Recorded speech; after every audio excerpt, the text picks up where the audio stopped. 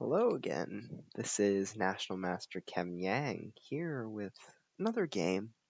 Today as an analysis of a game that I played just today, in fact, with one of our chess club members. So, this was our first game today, I believe, if I'm not getting this wrong. So, in this game, I'm sort of going to demonstrate the queen's pawn, right? A lot of people open with the king's pawn. That's completely fine. Queen's pawn is also fine. C4 here is also fine. But I decided to open with D4. And now this is known as the Queen's Gambit, right? So if black takes, you control the center and you fight for these squares. Like for example, takes there, and some interesting lines include c5, e5, knight f6, targeting the center. So that's the main purpose. But okay. The fellow member plays knight f6, right? Knight f6 is a move, yes, but it does give me a little bit of the center. And now, queen takes d5 is a little bit of an inaccuracy, right? So I get an extra tempo by playing knight c3. And you notice some people do play c6 here. Takes, takes, here, then I'm pretty sure this is the move. Takes, bam, bam, boom. Right, and this is about equal. So that's a line. Queen takes d5 was played. Now this gives me time to attack the queen directly, right? So another line is knight takes d5. I get to play e4 here, knight b6, knight c3, and control the center squares a little.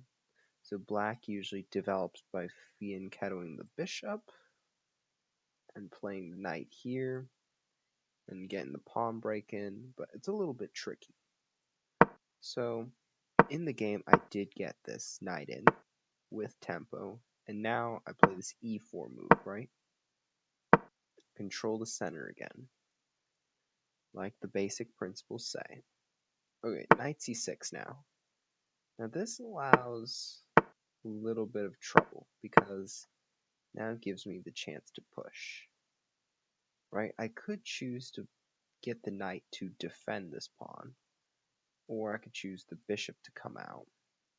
Like for example, if I chose the knight to come out, pawn to e6 would be played, and then I could play d5, but after takes, takes, knight here, would support with bishop and castle again. That's one possible line. And then if I played bishop here now, then black can execute this line of pushing in the center, push, knight back, with the rerouting to d7, bishop to d6, castling, and developing eventually with g6 and f5. But that is a plan that's, a little bit slow. Okay, so in the game, I was allowed to play d5. And now knight b4 happens.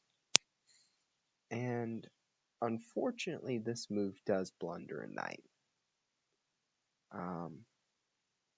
Now you might think, why does it blunder knight, right? You usually in this case, you need to look for a double attack. And in this case, queen a4, check is the double attack. If knight back, takes, right? c6 is played in the game, takes. But if we notice that in our line here, with d5 takes, knight b4, queen a4 doesn't work anymore because if you take, the bishop is guarding it. So here now the bishop is blocked by this pawn, right? So now I get to play this check. I take the knight, e5, queen b3. Now I would have suggested e6 because you want to get this pawn. This pawn's critical to the development. It's kind of preventing this guy from coming out, right? So here I'd play like queen d4, takes, takes.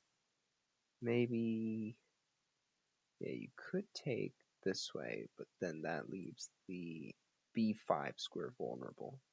So I would say takes, takes, queen takes, queen takes, takes. And I know we're losing here, but it was probably objectively a better chance than what happened. So, yeah, I played bishop c4 now.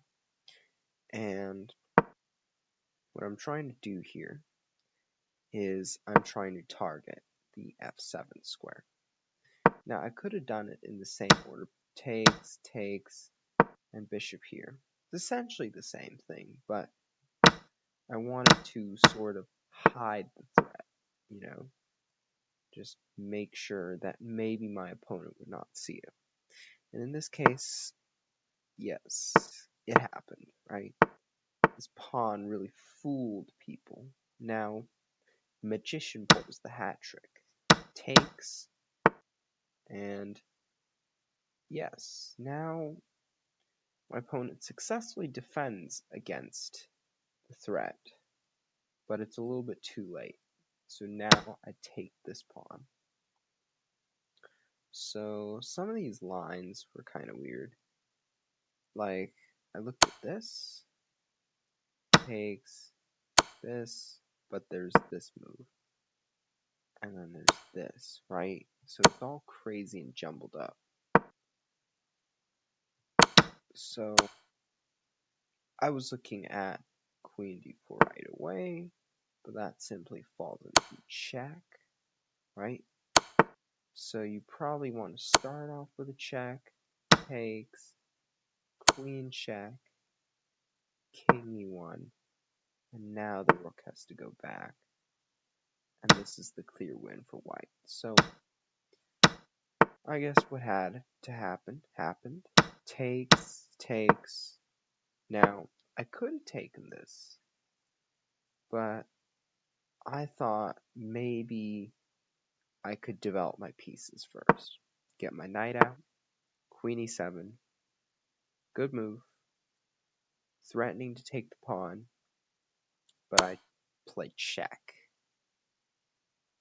And I could have chosen to take the pawn here with the threat of the fork, but I decided not to.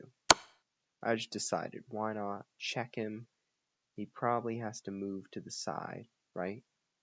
And now my opponent plays this, but it runs right into the check, right? King g8, and this was a really beautiful find that I found. Knight c6, threatening the fork, and the queen is guarding the bishop, so this bishop will fall.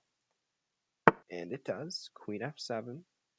I could have played here, but I was thinking about these discovered threats, right? If I don't know. In this case, it doesn't work, but I just was being very protective. So this takes, and now this fork comes on, right? Castles, king, bishop, queen a3. And here my opponent disconnected, but clearly, as you can see, I am a piece, a rook, and about 2 pawns ahead, right? So in this case, what really netted me the game was this opening development, right? The fact that I got this tempo, and the fact that the knight came out a little bit lopsided on the wrong square, right? This, and I got this knight as like luck. And then I was able to maintain this threat on the f7, which was another key aspect of me winning the game. And then I got some tempos in. some juicy forks and everything. Once I converted, I remembered I had to castle. In this case, the plan would be to bring the rooks out and then get down on here. So that was my plan, and hopefully you enjoyed this video of just one of the games that we